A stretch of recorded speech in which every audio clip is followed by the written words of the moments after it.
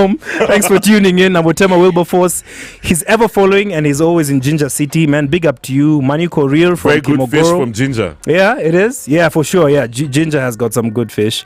Lois Morley, Manu Korir from Narok South. Man, we appreciate your love. Benjamin Tami from Sotik Bomet.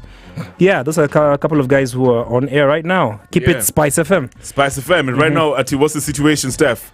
So we're talking about, I don't want to call them, let's just say privileged kids, right?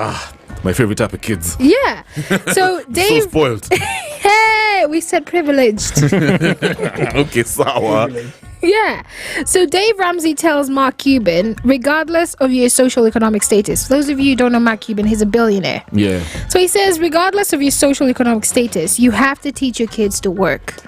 And then this brings to the topic of, if you have gotten to the point where you're well off and you can provide for your kids everything. Yeah. Are these some of the, are these skills that you teach them, like how to take over from you, how to grind? Because I know there's some parents who would be like, okay, start your own thing from the scratch up so you can know what it feels like to do it. Or would you just be like, suffer first? Yeah. Or would it be like, you know what, here's a platform, I've built it, this is how to do it, this is how to work from it. Of course, you're going to go into the company from ground up so that you can understand different roles and what, what each role plays. That way, when you come to take over, if someone from, say, accounting says, oh, this work, you can't do this and this and this, you'd be like, no, I've been in accounting before. Yeah. I know how to do it. Yeah. Like, what's your perspective? I mean, for me, I'll just teach my kids what I know, how I was raised as well. Because first of all, my dad was in the military. He was a bad man. So, and he also played rugby, so you can imagine. What worked was, he had to teach me skills, number one. Yeah. And then how to grind hard.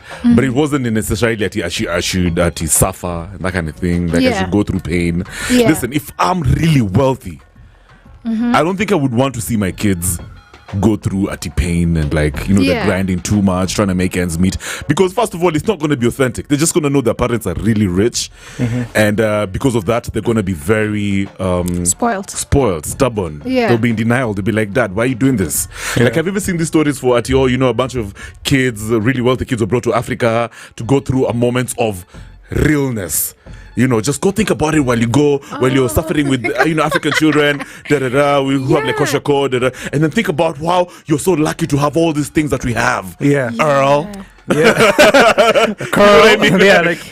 We're gonna take you to Kenya so you can come back as a real man. When they go back home, they're worse. Yeah. Because they're like, Mom, why would you make me go through all these things? That, You feel me? Yeah. So listen, I would never make my kids go through so much. What I would do is just focus on skills, man. Like I would make them be good at like stuff, just it's like sports. Like just go straight to the point. Teach them how to thrive in a certain thing, not necessarily this kid has to suffer and go to mental torture, and think about his life. You can't do that because it's not authentic. They know very well that the parents are rich, and at some point he's going to go back to the mansion and the Lambo. Like, no, I'm going to the pool, man. You know what I mean? Yeah.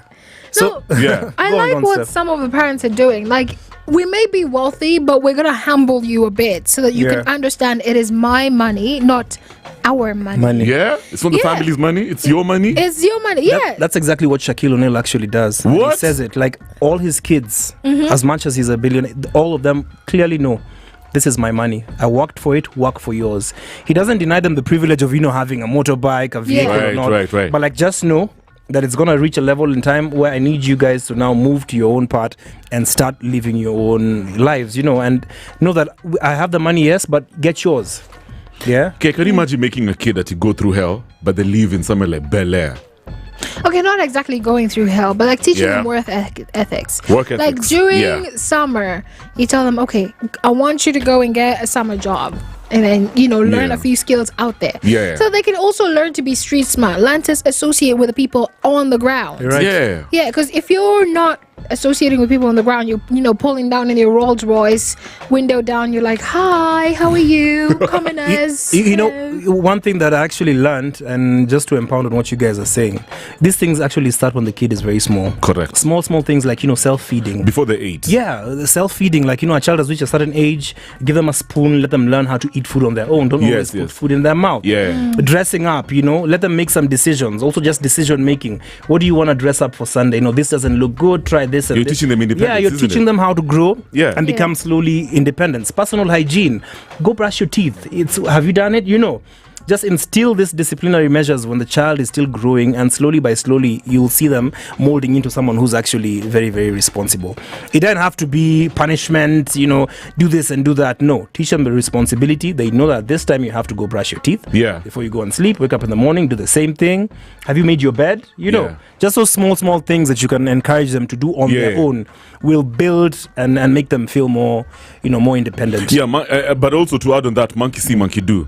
Yeah. It's one thing to teach your kids how to do certain things. Are you doing it? And it's another thing for you to actually act out what you're teaching these kids. Yes. You know what I mean? Because if you're going to teach your kids how to be disciplined and have a dope work ethic and understand the money thing, all these other things, but you're not these things that you're teaching this kid, he's not going to believe you. I actually like what the lady said. The one who came here and she had a book, and what was it called?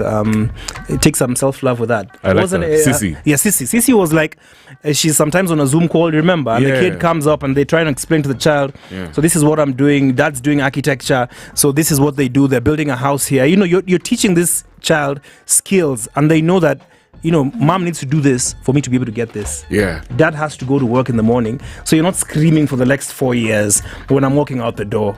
You know that I'm going to come back with some bread and butter. Yeah. So the child can understand that slowly.